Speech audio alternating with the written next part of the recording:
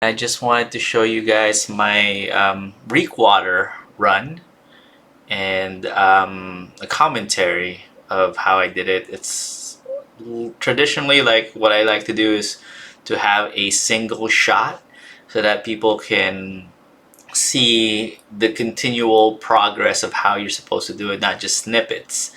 Because I find that that with snippets you don't really get the full context of a run. And you'll see that even though I've done this run multiple times, and sometimes I do it perfectly, that I die or I make mistakes, or the game frankly just bugs out. Um, Certain creatures and AIs, they do things differently or have different timings sometimes, and I feel like that's something that that New World needs to work on. But if they leave it like that to give it some kind of RNG, I think that's totally fine as well. But just know that no matter how good you are, how many times you've done this, it's gonna happen. And if you feel safer, you can put a tent down. It's not that far of a walk as you can see from town, but maybe you might as well. So as you can see, as you come up to Reekwater, there's no tent, and I was very confident I was gonna one shot this.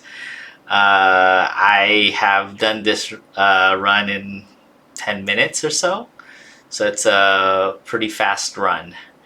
It's gonna have a couple of supply chests, supply stockpiles, and 1, 2, 3, 4, 5 elite chests. And this is really good for watermarking because it's one of the higher end zone, like Mirkgard. Um, because as you know, Imperial Palace, it's like a 62 zone. Malevolence is also a 62 zone. So when that happens, your gear score drops aren't as high, and I'm roughly getting about 590 in all my slots right now, armor wise. So with Reekwater, I'm getting 600 gear score drops. Sometimes not legendaries, but hey, it's still 600 gear score. I think for the 750 hours that I've had, I've only gotten 2 legendary drops. Oh, well, let me go ahead and comment on this video. As you can see, I ran into this corner to hide, but I have to wait relatively long time for everything to reset so that I can safely get this chest. And funny enough, this is one of the longest times I have to wait for a reset. As soon as you turn this corner though, immediately spam E or whatever your action button is to grab this chest, because you have a limited time before everyone else aggros. So if you don't do it quick enough, you might not be able to get the chest, but it's easy enough to go back up and reset. Now with this run, I specifically only really go for the elite chest. There's another stockpile or a couple stockpiles you can get. They're a little bit more, they're trickier, especially this one coming up ahead, because the timing of the reset for the mobs are different, and when that's the case, one's reset before the other, and it's really hard to get. Now this one right here, I'm gonna stop real quick so that I can show you guys. Okay, so right here is where you reset. I don't know if you guys run this a lot, but if this seems to have different spawns or something like that. Sometimes it spawns here, sometimes it spawns right in front, sometimes it spawns right here. It can't make up its mind. Sometimes it just spawns all over the place, but this time it spawned right at the crevice where I usually 90% of the time enter to drop aggro. So if that's the case, and you don't really know until you get close enough to see if you can actually get through, and unfortunately I could not, and you'll see in this video that I die because of that. I try to go in, as you can see, and Yeah, let's just say it didn't quite work out. By the way, I am full void bent, 10k HP, and that thing one shot me. Literally one shot me. So there you go. I die, and after that, I was contemplating, man, I should have just put a tent down, but I didn't, and that's my fault. Usually one shot this, but hey, stuff happens like this. It's a new game, and so I'm not gonna bore you guys. I'm just gonna fast forward to the part where I get back into. But if I had a tent, you know, this would be moot, right? Because I would just basically spawn right there. You see me gathering wood because I was like, fuck it, I'm gonna put a tent down. Got a flint. I'm like, okay, this is not happening again. So look, here I am making a tent. Well, spoiler alert, I one shot it after that. But yeah, you can put a tent down if you want, and you can. That's totally fine. Even the best of us gets messed up like that. Okay, so I'm gonna keep fast forwarding till we get to that part. I overshot it a little bit, so I'm just gonna show you. Instead of going through that hole, I just jump up here, up into the containers, and usually you're safe right here.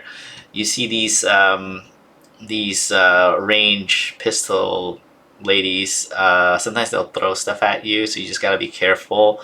You have to just adjust yourself. I almost fell off too, but yeah, but you can definitely reset yourself there. 90% of the time, this will not be there. Okay? And so take that with a grain of salt. Okay, I'll continue. I'm fine. I'm getting shot at. I'm clinging on for dear life. Literally. And I wait. Reset. Look around. I jump down. I grab this. And I always look back to see what's going on. Come out, and just as I come out, I get blocked by these ladies again. I come over here to get them out of the doorway, and I shoot right through. Did not edit any of this out, did not cut it off, did not show you the perfect run, because I think it's important for you to see when things like that happen, what you're supposed to do. And also I want you guys to know that you guys won't have a perfect run sometimes, and that's okay. Some things just fall off, but like I said, I want to remind you, 90% of the time you can just go through that little alleyway in that door where that pillar was blocking it most of the time. But if you can't, like I said, you can just jump up that those boxes to de-aggro. Okay, we're heading up to the third boss, and this one's pretty straightforward. I have never ever died to this boss, so pretty straightforward.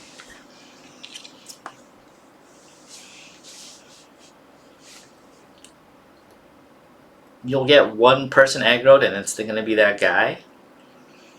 So you just have to break his aggro by jumping to your right over here and laying down. Technically you don't have to lay down, but in all honesty, why not, right?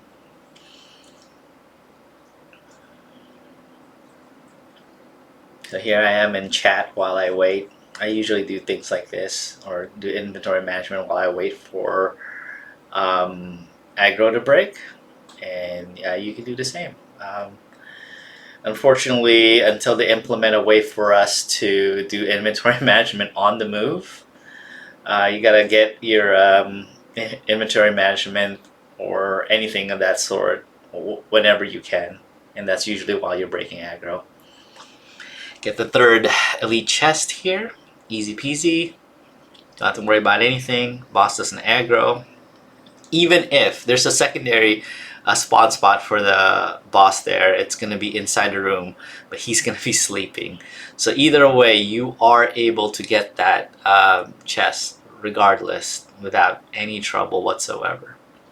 At least that's my experience.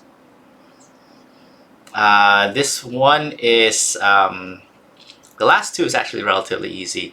The only problem is getting to it on this spot, but as you know, it's walled off, and the only way for you to open that door is to kill the range musket or pistol lady on top, and as a melee, as I am a melee, I can't do it, right?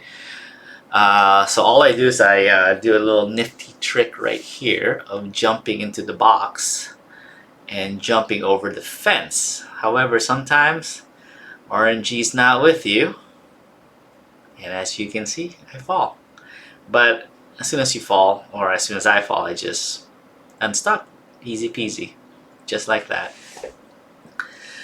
So don't hesitate to use your unstuck button. It's one of the best features of this game. Okay, so here I am. I go out the box, I jump, and there you go. This is a tricky part. It takes some practice, but it's not that hard. You'll see me attempt it 1 or 2 times. Okay, maybe more than 1 or 2 times. What was that, 3 times? Okay. And yeah, you just jump over, as you can see. Just gonna finagle yourself. I know everyone can parkour this, so don't worry about it. And the best part about doing it this way is the boss doesn't spawn. As you can see, the boss is not there. But guess what's there? The chest. Yep, there you go.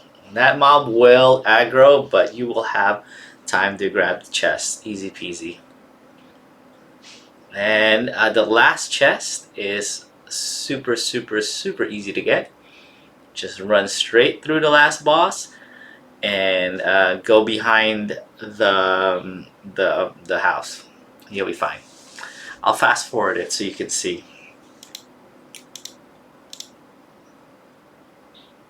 There you go. Go right behind the house.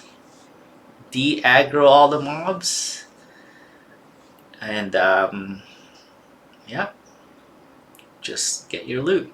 Now, if you can see, this is about roughly 16 minutes, and you saw that I also died and had to run back from Reekwater.